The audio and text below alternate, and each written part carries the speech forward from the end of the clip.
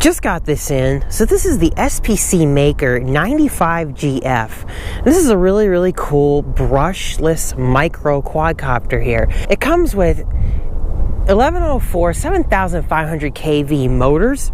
It's also got this 100 milliwatt VTX, which I'm going to talk about in a minute. Omnibus F4 board. We've got an XM Plus receiver, I believe. Genuine RunCam as well. Check that out. It's got a fixed camera angle. So this thing is really actually well built right out of the box. The drone is not the only thing that the package comes with. You also get this case. It comes with these 350 milliamp hour 30C 3-cell batteries. These 2-cell ones are mine, and I will be trying the 3-cell. We're going to compare and contrast them. They also give you these neat little gem fan propellers. You get a whole pack of them, and you get some spare ones. So those are some decent propellers that come with this thing. It is a nice package taken out of the box. I do find it a little bit clunky to fit the Maker in here because of the way the foam is, but it is what it is. Eventually you get it in there. I would probably maybe cut out some notches here and here just to make that a little easier to fit. Alright, so I am flying this out of the box mostly without any changes. It is running Betaflight 3.1.7 on the firmware, and I've not touched the PIDs that are on here. I did make a couple changes to this. I lowered the alarm for the low voltage because it's just really annoying when you're trying to fly a 2-cell battery. Now, I added my typical modes and all of that. I also tweaked the OSD to my own liking, and that's pretty much about it when it comes to modifications in the software. Hardware-wise, this VTX is different, but there was no manual for it. But luckily, a good guy on the RC Group's forums posted the instructions that he got from SPC Maker's site. We're kind of just buried in there, and it helped me figure out how to change the bands, the channels, all that good stuff, as well as ensure that this thing was running on 100 milliwatts. Link is in the description below to that chart because you're going to need it to configure the video transmitter. Alright, with that said, that's pretty much all with regard to configuration. Let's go ahead and give this thing a test flight and see how it goes. I'm going to start with the Tattoo 650 milliamp hour 2-cell batteries. Barely make that connection, but I got it. I tucked the little balance connector under there so it doesn't catch in these little props. Oh, another really quick tip. When you set your Betaflight up for the modes, get yourself a beeper. Because if you lose this somewhere, you're going to want to make it beep. Of course, you can always turn your radio off and it should beep too, but I just think that's a really nice option. You guys like to see how these things fly line of sight, right? So I'm going to give you a little line of sight flight with the 2-cell battery. Acro mode. Alright, so you know what? Let's try to do a quick punch out with this thing. Woo! That was awesome. Let's do another one.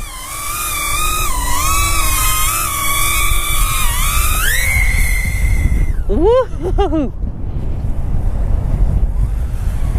Freaking cool. I don't normally fly acro line of sight, but when I do, I crash.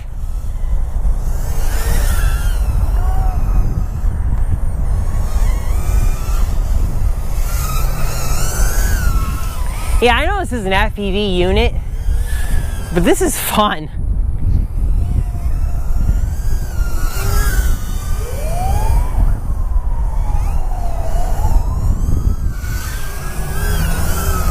Alright, one backflip.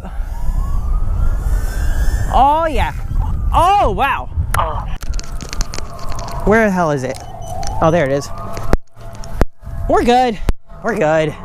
It's no problem, as you can see. So with the channels and bands set up properly on my Fat Shark goggles, I'm gonna go ahead and let's get into an FPV flight. SPC Maker out of the gate.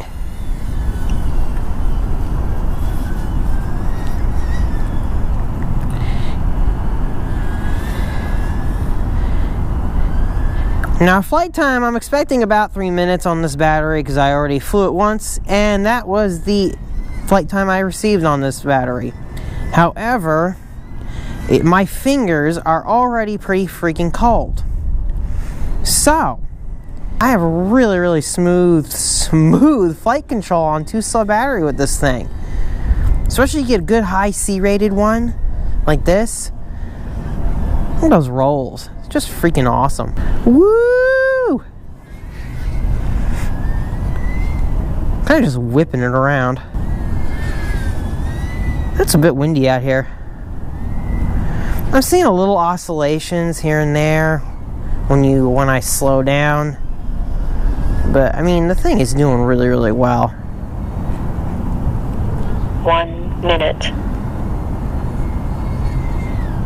Woo! Oh, that sun keeps getting in my eyes. He's just getting the grass. Oh, I'm just awful, aren't I? Also, that battery, it came out, it was pretty much just warm. It wasn't hot as hell. It was really just a little bit warm. That was not too bad on that battery, especially after being out in the cold. My fingers are freaking numb right now. I haven't flown on 3-cell yet.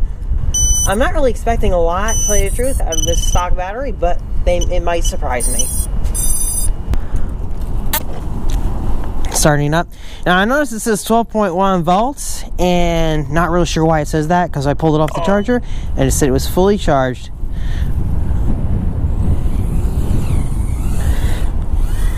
Whoa!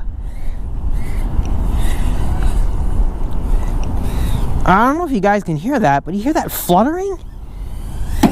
Whoa! Oh, okay, now I gotta go find it. Where the hell did it go? Oh, there we go. That's why you put your beeper on. That's exactly why you put your beeper on. I don't know what the hell, why this thing's fluttering. That's interesting. Alright, yeah, I don't get it. I can hear it kind of like fluttering. It is fast though. I hear the low voltage warning going off. We're only a minute into the flight. I'm not really sure what to make.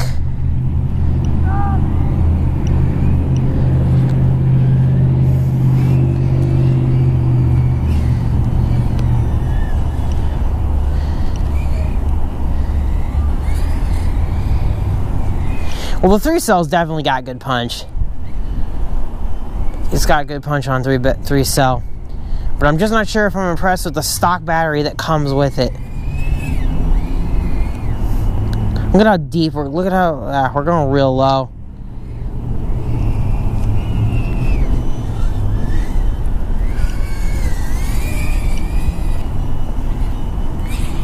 Oh boy, oh boy, oh boy, that's not good, that's not good. 2 minutes, under 2 minutes of flight with that stock battery, and I killed it. I killed it.